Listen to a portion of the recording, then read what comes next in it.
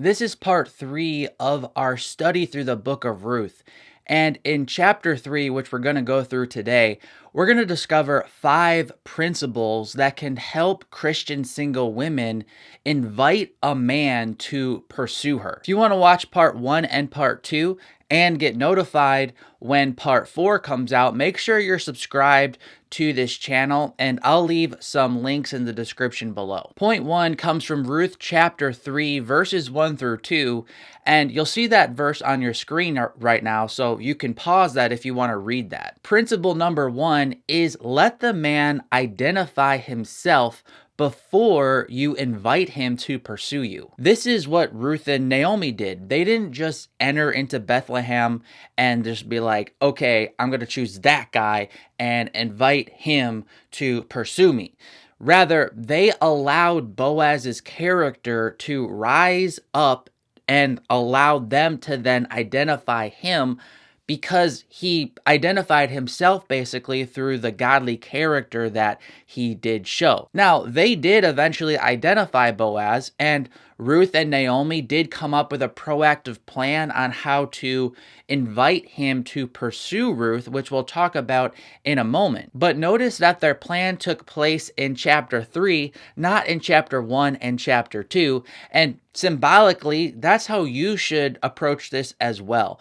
If you're in chapter 1 or chapter 2 of meeting a man, you don't want to go so bold yet. You want to make sure you're identifying the right man by seeing his godly character, like Ruth saw in Ruth chapter 2. Too often, women get attached to the idea that they've created in their own minds that a man will fulfill, but in reality, that man is not the person that they're thinking he is, because they haven't spent the necessary time allowing him to show if he's truly that man or not. Point 2 comes from Ruth chapter 3, verses 3 through 9. And principle number 2 is you want to invite this man to pursue you by arousing his desire to pursue. Now, I don't think modern women are going to like the advice I'm going to give in this point, but that's okay, because I'm not making this video for modern-minded women.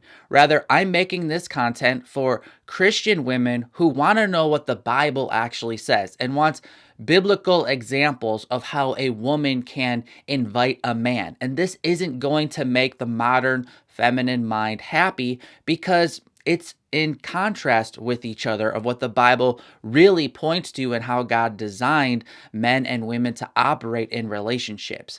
But I say all that with the hope that this will bring more joy, because God's way is always best. And when we submit to his roles for relationships, it just works a lot better. Now, God made men and women's roles in relationships equally important and of equal value. But in our modern minds, we equate equality with sameness, and that is certainly not what God has designed the men and women to operate in relationships like. God has not made them the same. Rather, he's made a woman have the ability to arouse in a man his ability and strength to pursue. So a woman doesn't need to pursue a man. Rather, she needs to use the beauty and the character that God has given her to awaken in the man the abilities that God's given the man to pursue. But notice that's a lot different than a woman just waiting around for a man to pursue. She does have strength and abilities to make things happen, but not through power or assertion, but rather through her beauty. She motivates the man to make movements towards her. And this is really important to understand as a woman, because if you do inadvertently do things that are pursuing the man, not only will that not work in the long run because you're not going to have the appropriate boundaries in marriage, but it's also going to most likely push that man away, because you're inadvertently emasculating him. What a man really finds attractive in a woman is when she makes him feel more like a strong man, not less. And when she's taking on the masculine role of pursuing and initiating and leading, that weakens him and makes him feel, even if he's not consciously aware of this, it makes him unattracted to that woman because it does not give him that strength that and doesn't empower him to fulfill the role that God called him to pursue. So the women men find attractive are the women that know how to make a man feel like a strong man. Notice what Naomi did when she gave Ruth instructions on how to invite Boaz to pursue her. First off, she told Ruth to approach Boaz in private. And I think this was a strategic move because this didn't put Boaz on the spot, forcing him to make a decision in front of everyone.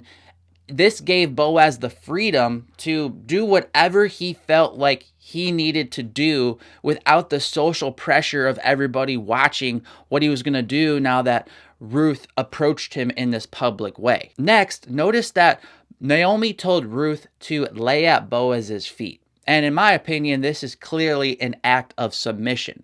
She didn't lay at his head. She didn't tell Ruth to stand over him while he's laying down, telling him what she thinks he should do. No, she told Ruth to lay at his feet. Not only that, she told Ruth that after she laid at his feet, to then wait and listen because he will tell you what to do. Again, Naomi was showing Ruth how to be respectful and how to appeal to this man's strength to lead. While Ruth certainly did some initiating here, she deferred to Boaz as the one who would come up with the next steps. Lastly, notice the words Ruth chose to use when she spoke to Boaz. She said, "I am Ruth, your servant. Spread your wings over your servant, for you are a redeemer." So she highlighted her role as a servant and she appealed to his strength as her protector. Now, I'm not saying that a woman should act like a manservant or that she should, appeal to this man in submission, because I don't believe a woman should submit to a man that aren't married. The roles of a wife to submit are specifically designed for marriage, and that's in the context of the man laying down his life for the wife. So it's not quite the same thing in this dating phase or in this pre-dating phase.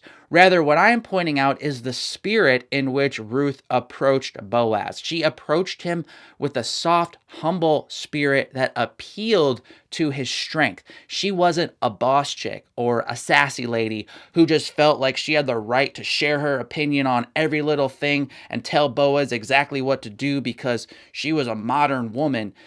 That's fine if you want to be that type of way. I'm just telling you that's not going to attract a strong, godly man. You don't need to be a wallflower or have no opinion, but you need to appeal to a man's strength if you want him to lead you. She used her feminine beauty to arouse his masculine strength.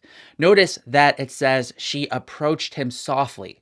And that's really what I'm talking about here symbolically. You want to invite the man to pursue you, but do it in a feminine, soft way that arouses his masculine strength. Point 3 comes from Ruth chapter 3, verses 10 through 11. And principle number 3 is that you need to give this man time to notice your character before you expect him to commit to you. Just as Ruth had time to observe Boaz's character before inviting him to pursue, Boaz also had time to observe Ruth's character. It's really interesting the words that are used in Ruth chapter 2 and in Ruth chapter 3 verse 11. In chapter 2 verse 1, it says Boaz was a worthy man. And then in chapter 3 verse 11, it says that Ruth was a worthy woman. And that's important, but what's more important is that these two people had time to notice that in each other. And that's what you really need to occur for a man to want to pursue you. Not only do you need to spend time identifying him as a godly man, he needs time to identify you as a godly woman so that he knows he should actually pursue you. Notice too the effect Ruth's invitation to Boaz had on him. He said, "You have made this last kindness greater than the first in that you have not gone after young men, whether poor or rich." First off, Boaz noticed how Ruth was not chasing other men. Likewise, your invitation to the man you want will be more appealing if he doesn't see you acting in similar ways with other men. One benefit of being highly selective as a woman is that this gives you the power to show a specific man that you are truly interested in him. So Boaz felt that Ruth was interested in him for healthy reasons. It didn't have anything to do with his status, his money, his age. There was actually some barriers there that Ruth had to overlook because it seems like Boaz was quite a bit older than her.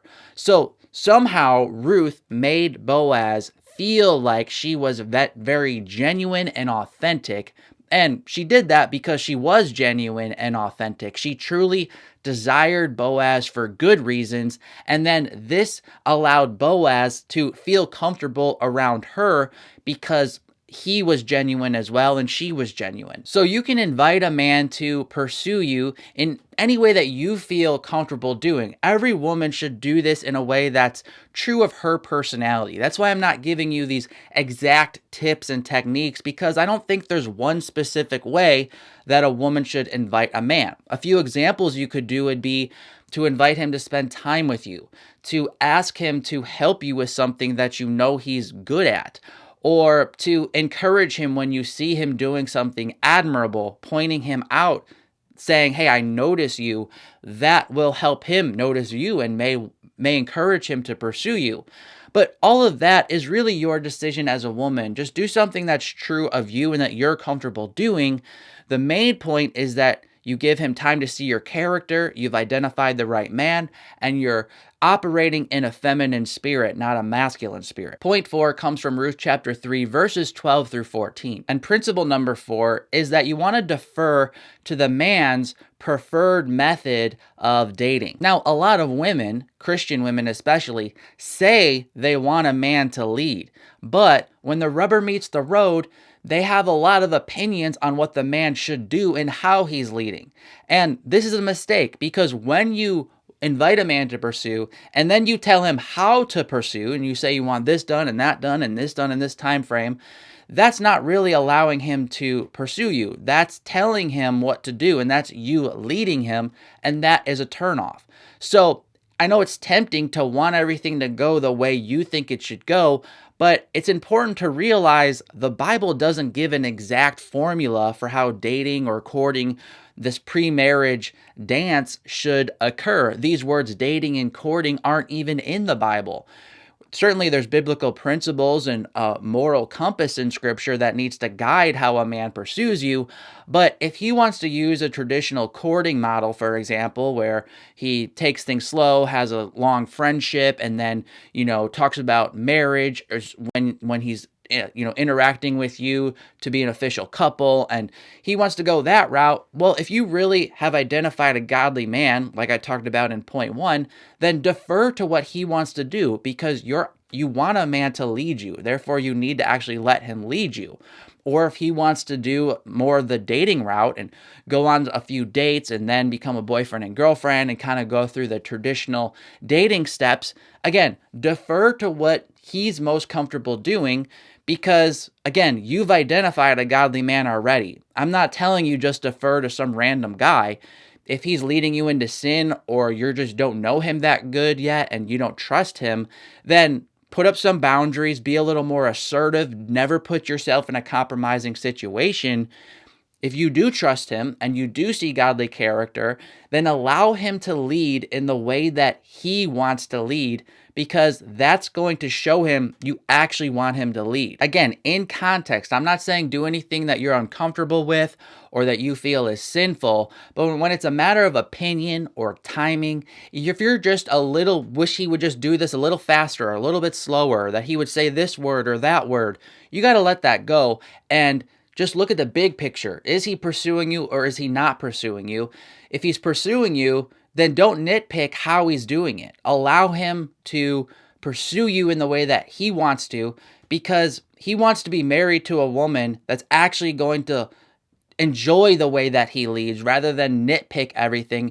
He's going to appreciate, oh, this woman really trusts me and she feels like I'm going to do what's best. And, he'll value your opinion. He'll want to make sure you're comfortable. He should be willing to listen when you have concerns, but overall, allow him to do what he feels is best. And point 5 comes from Ruth chapter 3, verses 15 through 18. Principle number 5 is let him bless you. Obviously, men and women are equal, but again, this does not mean sameness. A man does not want a woman who wants to be treated like a man. A godly man wants a woman who actually wants to be treated like a woman, who actually wants a man to be the leader, have masculine strength, and the woman is enjoying that, appreciates that, and knows how to arouse and encourage this man's masculine energy and power through her feminine beauty. So this takes vulnerability on the woman's end to allow the man to bless you. You can't allow this to feel like a slight, like, oh, he doesn't think I can do this for myself. Oh, he doesn't think that I can, operate in my own strength. So I don't need him like that. That's a turnoff. What a man really wants is to see a woman who's comfortable in her feminine nature to allow him to bless, to allow him to be a good force in her life. So you want to be like Ruth, who gladly accepted Boaz's blessings in her life. Next week, we're going to conclude this study through the book of Ruth by going through Ruth chapter 4, and that's where we're going to talk about how a man can pursue a woman, because Boaz gives us a great example of how he was invited to pursue, but then he actually did the pursuing. Ruth didn't keep pursuing. So we're going to unpack all of that next week. Make sure you're subscribed to this channel so you don't miss out. And here's a playlist of this series through the book of Ruth. I'm Mark from ApplyGodsWord.com. Until next time, God bless.